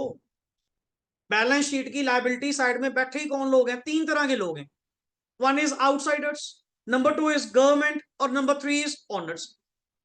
जो आउटसाइडर्स थे अपना ब्याज लेके कब के चले गए, गवर्नमेंट थी टैक्स लेकर चली गई, पर हमें क्या मिला? क्या कंपनी जो पैसा कमाती है क्या नेक्स्ट आगे नहीं बांट सकती? बांटो सर, जितना मर्जी बांटो, आपका पैसा जब मर्जी ले जाओ। तो that is the case, that is the case, it depends upon one word that is called as dividend policy. Sir इनकी ना मीटिंग बुलाएंगे, मीटिंग में इनको बिठाएंगे, ठीक है ना, अच्छा खाना खुना खिलाएंगे बढ़िया, कि अपना आपस में डिस्कस करो, डिविडेंड पॉलिसी के अकॉर्डिंग बताओ जी डिविडेंड लेना है कि नहीं लेना। बट आपस में रजामंदी करो। अब फिर तुम कहोगे कि सर इतने सारे लोगों को एक ही जगह पे इकट्ठा करना, क्या पता कोई मानने ना मानने, होंगे बहुत सारे। कोई कहेंगे नहीं जी नहीं, हमें तो आज ही पैसा चाहिए, हमें तो आज ही डिविडेंड चाहिए। और कई सियाने भी होंगे किस बात को लेकर, कि भाई आज छोटी छोटी अमाउंट खाएगा क्या फायदा, कोई बड़ी अमाउंट लेते हैं। एक वर्ड चलता है plough back, plough back means जो कमाया वापस लगा देना, कि सर थोड़ा और बूस्ट लेंगे, कंपनी और ग्रो करेंगे, बढ़िया है, इस बार ना ले अगली बार ले। अब कुछ मानेंगे कुछ नहीं मानेंगे, कंपनी कहेगी सर रेजोल्यूशन पास कर लो, आपस में रजामंदी कर लो, और ज्यादा भी नहीं, ज्यादा भी नहीं, ऑर्डिनरी मेजोरिटी विंस, मेजोरिटी कर लो, एक तरफ कर लो, कहोगे दे देंगे, नहीं कहेंगे फ्लो बैक कर देंगे। बताओ जी क्या करना है? अब आपकी यहां पे क्या करवाई गई, एक एजीएम के अंदर, एक एनुअल जनरल मीटिंग के अंदर एक मुद्दा रखा गया, एक इशू रखा गया, तो जी अपनी अपनी वोट करो, बताओ कौन कौन लोग चाहते हैं, कौन कौन लोग चाहते हैं कि इस कंपनी में से जितनी कैपिटल आपने लगाई है कि आप लोगों को डिविडेंड आज ही मिलना चाहिए? करिए जी, हाथ खड़े करिए बाय शो ऑफ हैंड्स। हाँ जी हाँ, मैं चाहता हूँ कि हमें डिविडेंड आज ही दो। हाँ जी बताओ, ठीक है, आप कितने, कौन कौन चाहता है जी ना हो, काउंट करो, जो मेजोरिटी आएगी according to that decision past, या तो अल्टीमेट डिक्लेयर हो जाएगा या नहीं हो जाएगा। तो दैट डिपेंड्स अपॉन आपका पैसा, आप देखो, कंपनी नहीं है। और आप कहो जी फिर तो मैनेजमेंट करवा दे, मैनेजमेंट कौन होती है? मैनेजमेंट जस्ट अकाउंट्स को देखकर क्या कर सकती है, रिकमेंड कर सकती है कि मैं तो ये कह सकता हूं जी कंपनी के पास पैसे पड़े, आप बताओ लेने। मैं तो ये कह सकता हूं, मैं तो रिकमेंड कर सकता हूं, मैं प्रपोज्ड कर सकता हूं। अब आपने अकाउंटिंग पॉइंट से एक वर्ड पढ़ा होगा दैट इज कॉल्ड एज क्या, प्रपोज्ड डिविडेंड। बहुत पुरानी बात है, जब कभी ये बैलेंस शीट के अंदर हुआ करता था। अब काफी टाइम से, जब से कंपनीज एक्ट 2013 आया है स्पेशली, सर इस वर्ड को पकड़ के जो कभी कभी करंट लायबिलिटी, मुझे तो अपना टाइम याद है 2012, जब 12th एंड ऑल में थे, at that time proposed dividend तेरे करंट लायबिलिटी का पार्ट था। फिर कंपनीज एक्ट आया कब है, 2013 में। इफेक्टिव कब हुआ है, 1/4/14 से। इन दैट केस पर्टिकुलरली ये वर्ड यूज किया गया, कहते हैं सर प्रपोज डिविडेंड कभी कोई लायबिलिटी नहीं होती। एक चीज बताओ, तुमने पहला वर्ड क्या लिखा बताइए, what do you mean by proposed, what do you mean by proposed? अभी जस्ट प्रपोज करा है, क्या पता, क्या पता कि, और दूसरी तरफ आपने अभी कहानी बताई है, तो सारा किस पे डिपेंड करता है, क्या पता शेयर होल्डर मना करते, नहीं जी नहीं हमें चाहिए नहीं। और तुमने 31 मार्च को प्रपोज डिविडेंड कहां रख लिया, अपनी बैलेंस शीट में। एक बात बता, क्या बैलेंस शीट डेट वाले दिन, 31 मार्च वाले दिन, क्या वो लायबिलिटी एग्जिस्ट करती थी? क्या तूने लोगों को पैसा देना था? कहते नहीं जी प्रपोज था। फिर तू भाई बैलेंस शीट के अंदर क्यों लिख रहा है, उसको बैलेंस शीट के बाहर निकाल। वर्ड आया कंटिंजेंट लायबिलिटी। ये होते हैं रूट्स तक जाना, कि अब ना बहुत डिफरेंस दूंगा, हर चीज का दूंगा, पर बात है उसको फील करने की। हाँ सर वजह है कि ऐसे नहीं कुछ चीज पढ़ाई जा रही, उसका लॉजिक है कि सर 31 मार्च को खुद वर्ड कह रहे हो प्रपोज्ड है, और तेरे मेंबर्स का क्या पता मीटिंग में जाके मुकर जाए। पहले कह रहे थे हाँ जी हाँ डिविडेंड लेंगे लेंगे सारे लेंगे, वहां पे जाके किसी ने ऐसी पट्टी पढ़ाई, किसी ने ऐसा इन्फ्लुएंस करा, सारे उसकी तरफ हो गए। कहते ना जी ना, बढ़िया आपके पास अपॉर्चुनिटी अच्छी है, कंपनी ग्रो करेंगे, पैसा इन्वेस्ट करेंगे, मुकर गए। तभी तो कहा, जब तक डिक्लेयर नहीं होता, जब तक डिक्लेयर नहीं होता, तब तक डिविडेंड कभी भी लायबिलिटी नहीं। डिविडेंड ऑलवेज ऑलवेज क्या है सर, जब तक प्रपोज्ड है, क्या पता सर अभी देखेंगे, मे और मे नॉट, तभी तो कंटिजेंट कहते हैं, मे और मे नॉट, देना पड़े ना देना पड़े। सो एक लाइन यहाँ पे ऐड ऑन करिए, बातें अभी तो बहुत खुलेंगी, मन करे आज मैं शायद एक लाइन भी ना पढ़ा पाऊं प्रॉपरली, अभी बहुत सारी चीजें हैं, बहुत सारी नई नई थिंग्स हैं। एक दो लेक्चर तो आप मेरे साथ अभी कनेक्ट होंगे, समझेंगे कि सर बात कहाँ चल रही है। पर हाँ, जब एक बार मिजा मिल गई, जब एक बार नजरिया मिल गया, मेरा पॉइंट समझने लग गए, फिर बैक टू बैक चलेंगे सर, लिटरली कि एक एक चीज समझ आ गई। अब सुनिए यहाँ पे, हाँ जी आएगा भी आएगा सर। डिविडेंड इंप्लॉइज का यहाँ पे एक मतलब लिखा हुआ है, ये वर्ड लिख sir, return on their investment. Basically short words में लिख लो, डिविडेंड मींस, लिखिए ऊपर जहां भी आपके पास स्पेस है, dividend means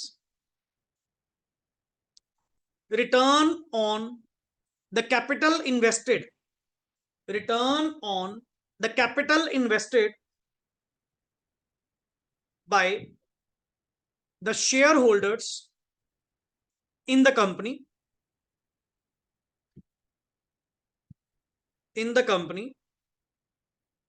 full stop. It is part of, it is part of distributable profits, it is part of, अच्छा what do mean by distributable profits, जो बांटने के लिए पड़े थे। हाँ बांटना ना बांटना इनके ऊपर डिपेंड है, लेना ना लेना इन पे डिपेंड है, बट हमारे अकॉर्डिंग वो पैसे पड़े थे कि सर आप बताओ जी आपको चाहिए, तो कंपनी डिक्लेयर कर देती है, मेंबर्स रजामंदी कर लें, रेजोल्यूशन पास कर लें, काम खत्म। Clear? So it is part of distributable profits which has been paid out to them, which has been paid out to them। अब आइए बैक टू कॉन्सेप्ट। अब आप पूछ रहे थे वर्ड बीच में कि सर एंटायरम डिविडेंड का मतलब क्या है। पहली बात एक छोटी सी डिवाइडेशन, डिविडेंड में सर दो तरह के डिविडेंड होते हैं जी। One is called as final dividend, लिखते जाओ, final dividend, and second is interim dividend. Final dividend, interim dividend. Final का दूसरा नाम होता है जी क्या?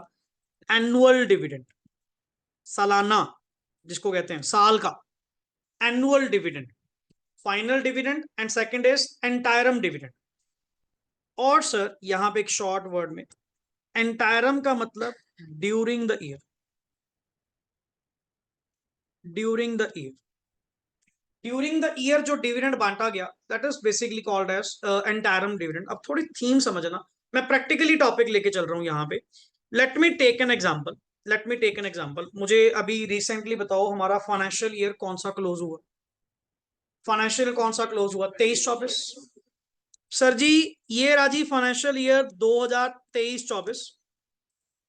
अब एक common sense, as per income tax थोड़ी बहुत नॉलेज तो आप लोग रखते होंगे, क्या 23-24 फाइनल हो चुका होगा? Returns and all, tax returns and all सारी फाइल हो चुकी होंगी? नहीं सर अभी तो गोइंग ऑन चल रहा है अभी। और सीएस कहाँ बिजी है आजकल? सीजन चल तो रहा है पूरा, यही तो काम है।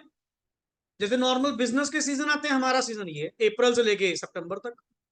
क्यों? पिछला अकाउंटिंग ईयर जो क्लोज हुआ, उस अकाउंटिंग ईयर को प्रॉपरली क्लोज करना, उसके अकाउंट्स प्रिपेयर करना, एफएस बनाना, एफएस बना के उसके बेसिस पे इनकम टैक्स रिटर्न देखना, and finally finally profitability count करना, what you earned in the last year.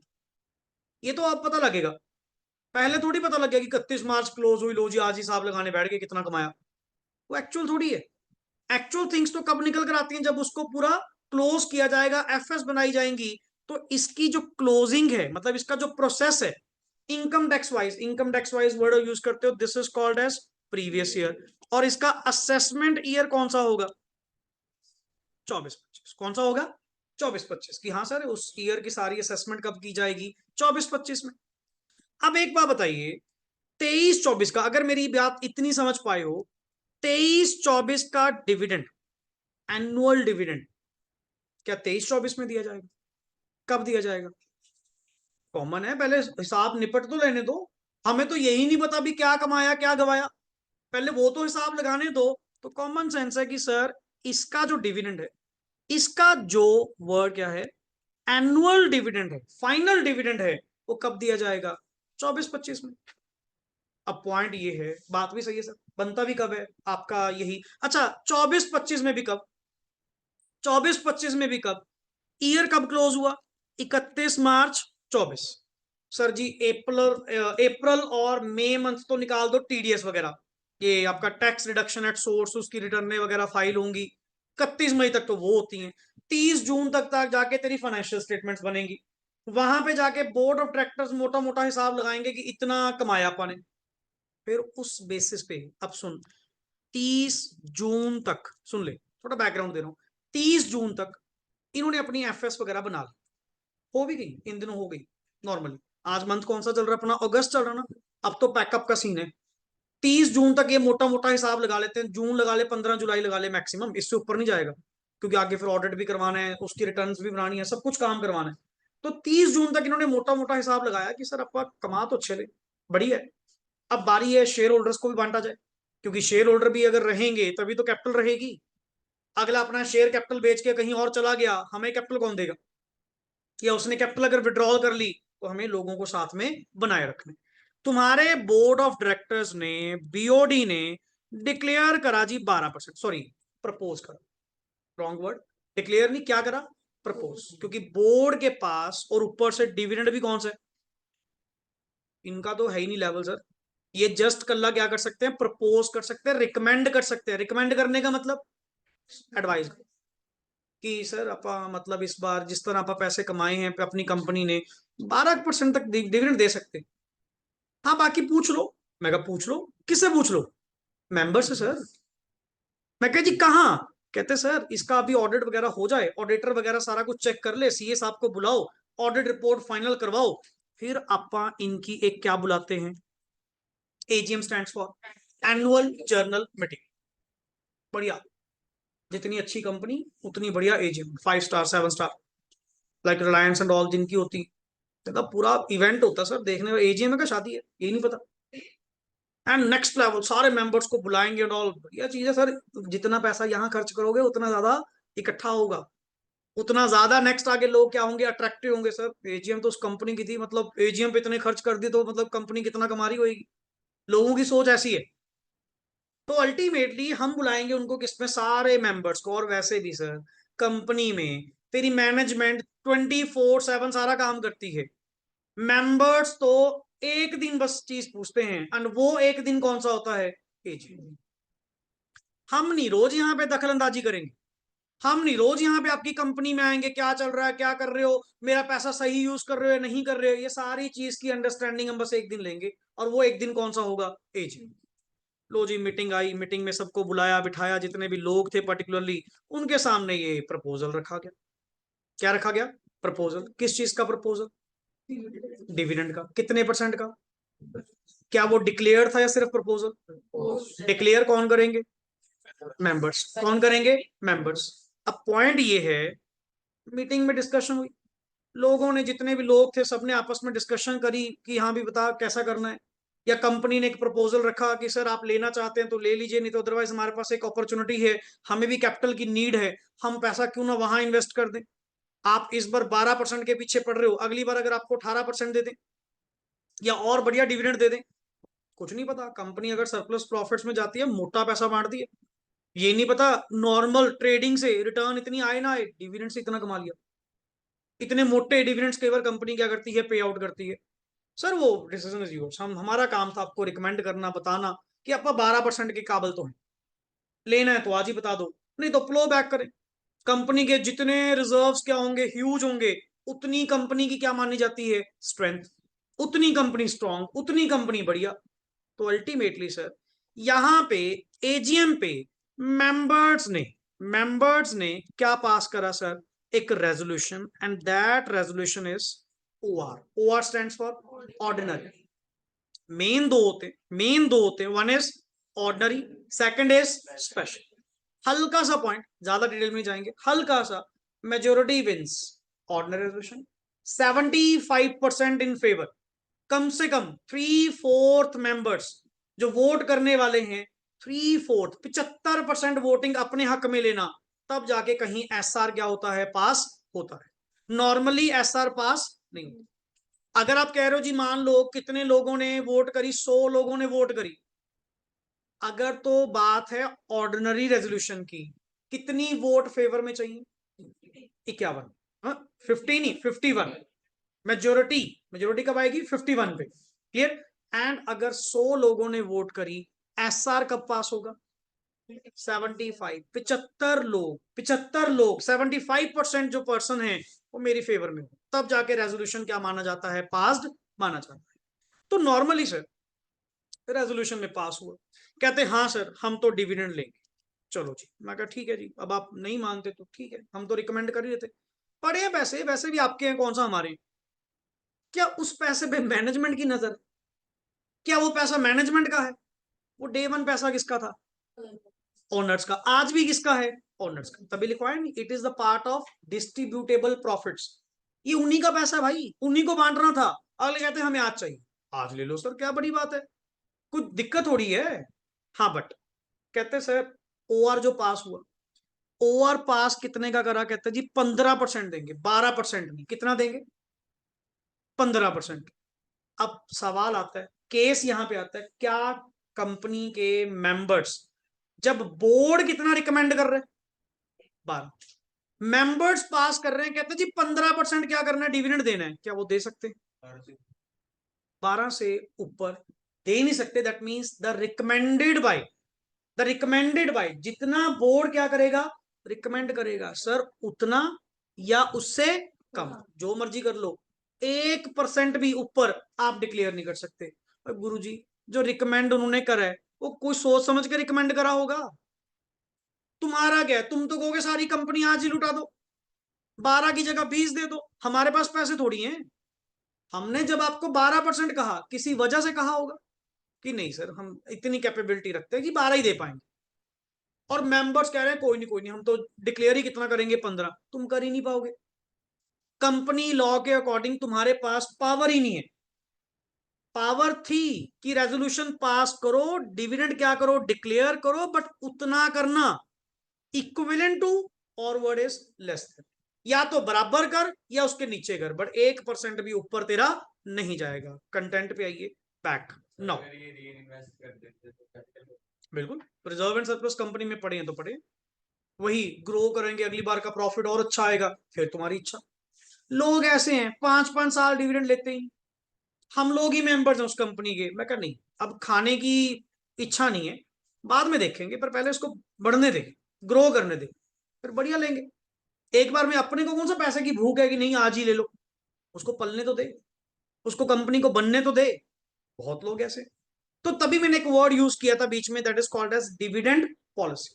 ये आपका डिसीजन है, जैसा कहोगे। अब ये देख, ये पावर किसके पास थी सर? मेंबर्स के पास पावर नहीं। क्या करने की? डिक्लेयर करने की। कि सर ये डिक्लेयर करना किसके हाथ में? मेंबर्स के हाथ में। इनकी मर्जी, लेना होगा तो ले लेंगे, नहीं लेना होगा तो ना सी। बट एक चीज का ख्याल रखें कि पास अगर करना भी है तो कितना पास करेंगे? मैक्सिमम जो रिकमेंडेड बाय द क्या होगा वो, उससे 1% भी ऊपर ये नहीं जाएगा। जैसे पढ़िए पहला point, yes sir, the term interim dividend means. अच्छा, हमारी बात एक बीच में रह गई। ये एक बार फाइनल डिविडेंड का सीन क्लियर हुआ, ये एक एक वर्ड लिखा हुआ मिलेगा। अभी तक हमने जस्ट कौन सा सीन पढ़ा है? Final dividend. अब मैं दूसरा वर्ड लेकर आ रहा हूं। सर आपको नहीं लगता ये काम करते करते करते बहुत टाइम लग जाएगा? 23-24 खत्म होगा, 23-24 के अकाउंट्स जाके तकरीबन तकरीबन सितंबर 24 तक जाके एजीएम होगी, जो वैसे भी लास्ट डेट होती है। क्या तुम्हारे शेयर होल्डर्स इतना वेट करेंगे? आई थिंक सो, कहीं तो नहीं करेंगे। वो तो क्या कहेंगे, 1.5 साल हो गया जी, 1 रुपए भी कंपनी ने अभी तक नहीं दिया, और ऊपर से बढ़िया प्रॉफिट कमा रहे, सरप्लस कमा रहे, अच्छा प्रॉफिट है, क्योंकि हमारे Q1, Q2, Q3 के रिजल्ट तो मार्केट में जा ही रहे हैं। अगले बस बैठे बैठे खुश हो ही जा रहे हैं, कंपनी कमा रही है, कंपनी कमा रही है, बट हमें तो कुछ दे नहीं रही। कंपनी कहती देंगे देंगे, बट कब देंगे? एजीएम में। वो किसने देखी एजीएम, पता नहीं तेरे शेयर उस टाइम होंगे या नहीं होंगे। अब मार्केट टूटनी शुरू हो गई, लोग हटना शुरू हो गए कि ये कमाई तो जा रहे हैं, ये देते दूते कुछ नहीं है। अब ऐसे लोगों को होल्ड रखने के लिए, शेयर होल्डर्स को थोड़े खुशी बांटने के लिए कि अपने साथ कनेक्टेड रहें, एंड वो वेट नहीं करेंगे तेरी एजीएम का कि कब जाके मेंबर तेरे एनुअल डिविडेंड क्या करेंगे, डिक्लेयर करेंगे। सर ऐसे करो, एक पार्ट पेमेंट दे दो, दे देना। तुमने कितना कहा? 15% देना है, दे देना। तू अभी फॉर द टाइम बिंग कुछ दे दे, कोई पार्ट दे दे कि ये लो, इतने ही ले लो, बाकी एनुअल अपा हिसाब कर लेंगे, बाकी फाइनल अपा कर लेंगे, कितना देना कितना नहीं, इतने ये तो पकड़ो। That dividend is basically called as interim. So interim dividend का वर्ड पढ़िए, क्या लिखा हुआ है? दैट इज डिक्लेयर्ड बिटवीन, क्या लिखा हुआ है? दो एजीएम्स के बीच में जो डिविडेंड दिया जाता है, that is called as interim. So basically हमारी ये दो टाइप्स बनती हैं, one is called as final, final का दूसरा नाम कौन सा है? Annual, and second is interim. Interim means during the year, कि कोई नहीं जी, हिसाब कर लेंगे, लास्ट में जितना देना होगा वो कंक्लूड कर लेंगे, इतने ये तो पकड़ो, पार्ट पेमेंट तो ले लो। That is the main concept. Now the word is, हाँ जी पढ़िए यशिका पढ़ना, procedure for declaration of dividend. अच्छा, ये जो अभी आपा ने बातें करी हैं ये लिखी हुई, सुनिए। फाइनल डिविडेंड को लेकर पहला point, firstly dividend is recommended by the board. अच्छा, firstly dividend is recommended, recommended के ऊपर लिख proposed, proposed by the board. सबसे पहले तो डिविडेंड आपका क्या किया जाता है? रिकमेंड, प्रपोज किया जाता है, वो भी किसके द्वारा? बोर्ड। और फाइनल के नीचे यहां पे लिख ले एनुअल डिविडेंड, एनुअल डिविडेंड। आगे चलिए, नाउ द मेंबर्स इन दी, कहां पे sir? AGM, AGM stands for annual journal, और बेसिकली एनुअल तो एक अलग वर्ड है, एनुअल मींस साल की साल। मेन वर्ड होता है मेंबर्स की जो मीटिंग होती है, that meeting is called as general meeting. कभी नॉर्मल लैंग्वेज में यहाँ पे प्रैक्टिकली कभी लाइफ में सुनो कि उनकी जर्नल मीटिंग हुई है, जर्नल मीटिंग होती ही किसके साथ है? मेंबर्स। और एक वर्ड लिखा था बोर्ड मीटिंग हुई है, बोर्ड मीटिंग किसकी होती है? बोर्ड ऑफ डायरेक्टर्स, ये जो गवर्निंग बॉडी जो उनकी मेन है। आगे sir, the members in the AGM में, अच्छा वर्ड क्या लिखा हुआ है? में। Why it is written, why it is written में, क्यों लिखा गया? करें क्योंकि सर करें या ना, कोई श्योरिटी नहीं है, कोई गारंटी नहीं है कि जितना उन्होंने रिकमेंड करा होगा ये करेंगे। मन करे हम जवाब दे दें, ना जी हमें चाहिए ही नहीं, आप लो बैक कर दो, वापस लगा दो, हमें नहीं चाहिए। दैट इज द एजीएम में मेंबर्स में डिक्लेयर द डिविडेंड वो भी बाय पासिंग द वर्ड, क्या लिखा हुआ है, what stands for ordinary resolution. And ordinary resolution कैसे पास होता है, by majority of what, the votes cast. जितनी वोट्स कास्ट हुई हैं, जितनी वोट्स कास्ट हुई हैं, तुम्हारे यहाँ पे जितनी वोटिंग हुई है उस वोटिंग का मेजोरिटी कर लो, जिस तरफ है वो माना जाएगा। And next is declaration of dividend at the AGM is an item of, क्या लिखा हुआ है, और कहते हैं sir one of the main चीज, अगर तुमने एजीएम बुलाई है ना, अगर तुमने एजीएम बुलाई है बिना कहे, ये काम तो होगा ही होगा, क्योंकि ये मानो कि जब भी एजीएम बुलाई जाती है one of the activity fixed. वैसे तो 4 बिजनेस होते हैं, वर्ड लिखा ना ऑर्डिनरी बिजनेस, 4 बिजनेस होते हैं। One is the declaration of dividend, number 2 is adoption of the financial statements, number 3 appointment reappointment of directors, number 4 appointment reappointment of auditors. सब कुछ लिखा हुआ मिलेगा, मैं जस्ट बता रहा हूं कि आप ये मान लो जब कहा जाए ना कि एजीएम है फलानी कंपनी की, ये 4 काम तो होंगे, इनके बारे में तो बताने की भी जरूरत नहीं, तुम मीटिंग में आ रहे हो, क्यों आ रहे हो, बताने की जरूरत नहीं, ये 4 काम तो होंगे। एंड उनमें से एक काम कौन है, डिविडेंड का डिक्लेयर। सो बाय डिफॉल्ट अगर कभी एजीएम बुलाई जा रही है, उस एजीएम में वन ऑफ द बिजनेस क्या होगा, declaration of dividend. That is why it is said it is an item of, क्या लिखा हुआ है, ऑर्डिनरी बिजनेस। ये नॉर्मल काम है भाई, अगर एजीएम बुलाई जाएगी ये तो होगा, 100% होगा। आगे द मेंबर्स में, वर्ड क्या लिखा हुआ है, या तो कम कर दें, रिड्यूस और the amount recommended by the, but can not, word क्या लिखा हुआ है, इंक्रीज इट। और ये बात किसने कही, regulation 80 of the table. Sir अगर बोर्ड रिकमेंड कर रहा है 12%, तो मेंबर भी मैक्सिमम डिविडेंड कितना दे पाएंगे, 12 से ज्यादा देना इनके पास पावर नहीं।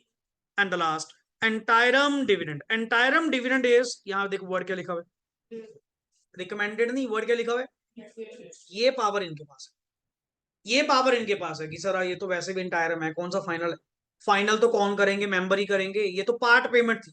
चल डायरेक्टर अपने लेवल पे लोगों को खुश कर दें, शेयर होल्डर्स को पैसा बांट दें कि चल इतने 5% ले लो, 8% ले लो, 10% ले लो, बाकी एनुअल डिविडेंड जब जाएगा उसमें एडजस्ट कर लेंगे। क्या ना, ना ये इसमें कुछ नहीं, क्योंकि अभी ड्यूरिंग द ईयर है ना। हाँ बट जब फाइनलाइजेशन देनी है, एनुअल डिविडेंड देना है, वो कौन देगा, वो आपके मेंबर से पूछ कर दिया जाएगा। ये तो बोर्ड के पास पावर है, बोर्ड ने देखा कि ड्यूरिंग द ईयर इस क्वार्टर में बढ़िया रिजल्ट्स आए, अच्छा पैसा कमाया, मेंबर्स को डिविडेंड बांट दो।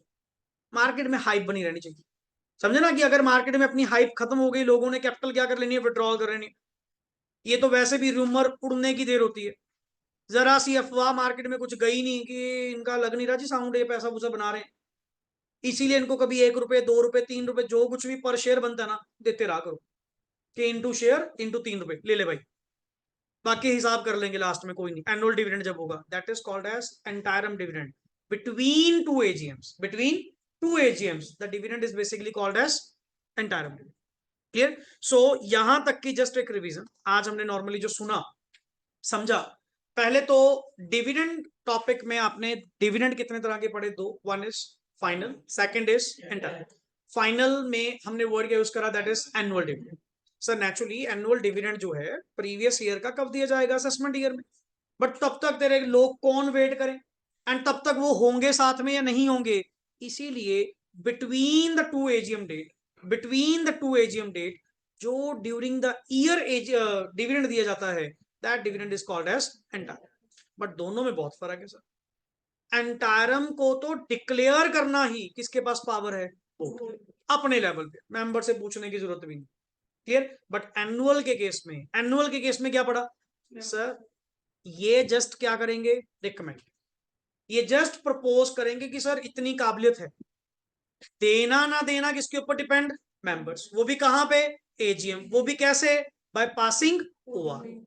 सर आपके मेंबर्स अगर मानते हैं कि हाँ डिविडेंड दे दो, डिविडेंड बांट दो, डिक्लेयर करते हैं, तो वो कितना रेट मैक्सिमम दे सकते हैं, जितना आपके बोर्ड ने क्या करा है, उससे ज्यादा वो डिक्लेयर नहीं कर सकते, कम भले कर।